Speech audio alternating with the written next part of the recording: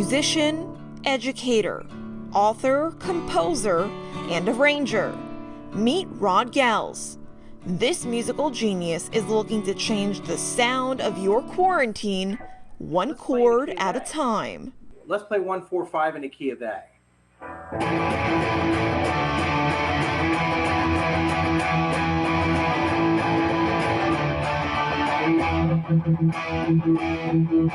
Gels is taking playing the guitar to a deeper level and teaching the theory behind the notes. We're too busy trying to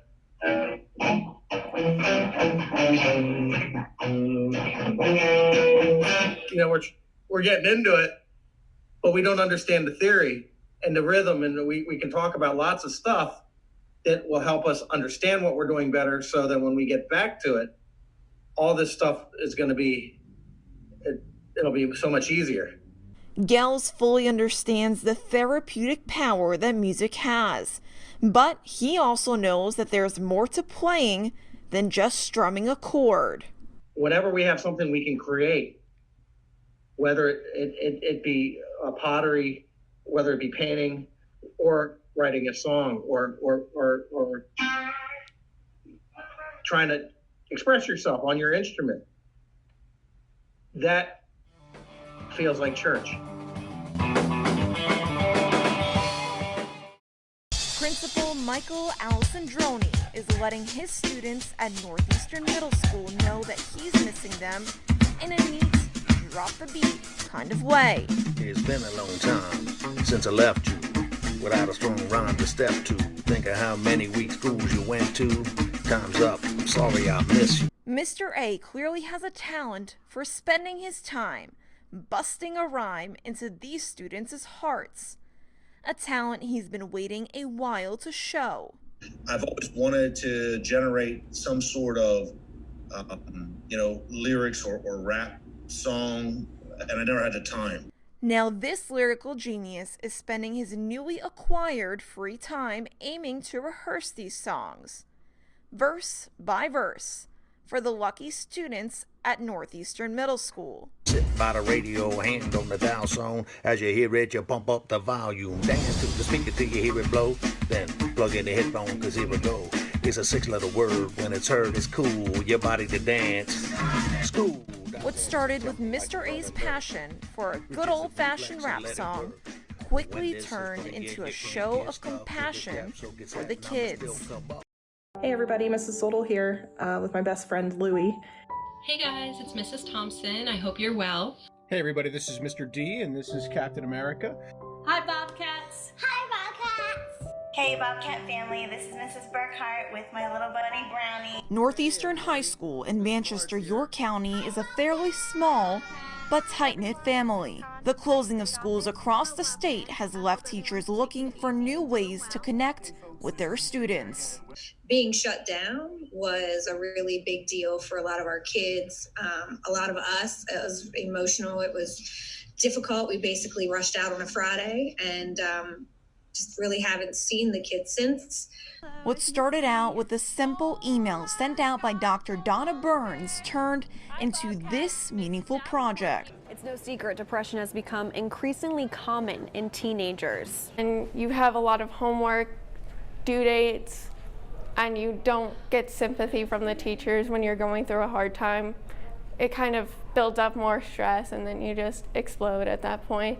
According to the U.S. Department of Health and Human Services, in 2017, 29% of high school age students in Pennsylvania reported feeling sad or hopeless for 2 or more weeks in a row, to the point where they even stopped doing things that they love.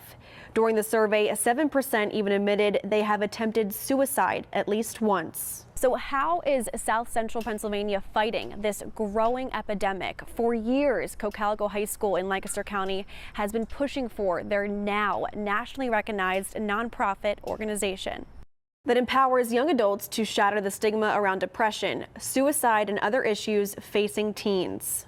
Around middle school, I was depressed.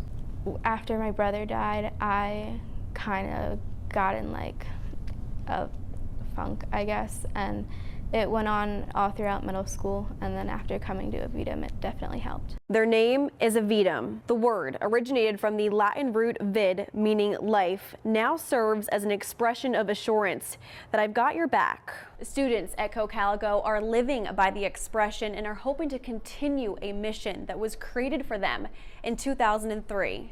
Yes, it started because we had a student named Philip Carden who completed suicide. He was a 9th grader.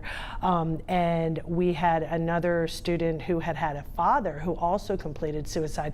And she went to our administration and said, we need to talk about this. We need to bring it out in the open.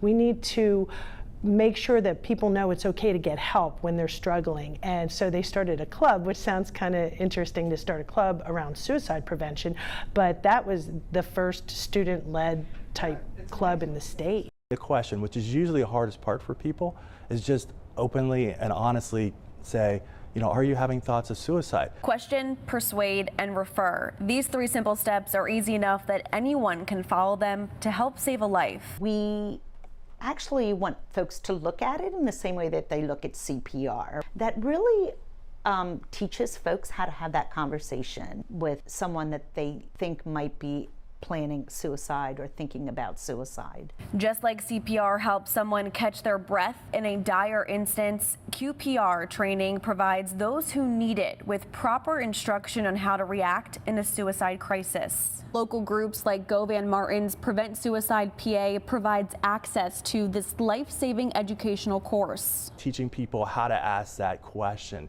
and to be comfortable about doing it, but then also teaching people how to persuade that person to get help. Prevent Suicide PA and Kim McDevitt's Mental Health America of Lancaster County are just 2 of the groups offering the training, both working towards a goal of debunking myths and informing the public of the real issues surrounding mental health. Because sometimes the real statistics aren't out there. So again, we have to actually make sure that we're gathering correct statistics to make sure that we're making people aware that, hey, not only does suicide exist just with, you know, the 2,030 in Pennsylvania or over the 47,000, but that's just an underestimation. The overwhelming amount of people affected by this epidemic, whether nationally or locally, have led mental health officials to do what they can to stop people from taking their own lives. They say about 80% of us, and probably a lot more, if not all of us, have had a passing thought about suicide.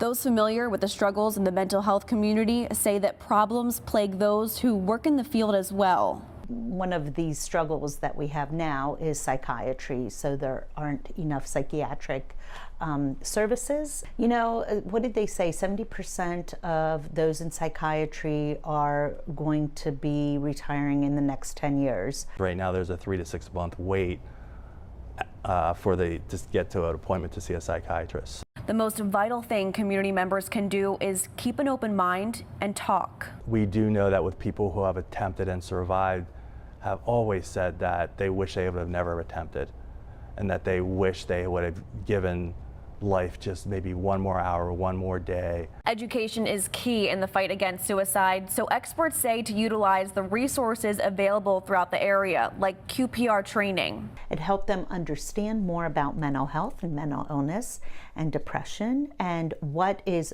really happening inside the mind of someone who might be contemplating suicide. And if you yourself are struggling, don't give up. It's not hopeless, and that if you get the right help that you need, that odds are you're going to have a great life.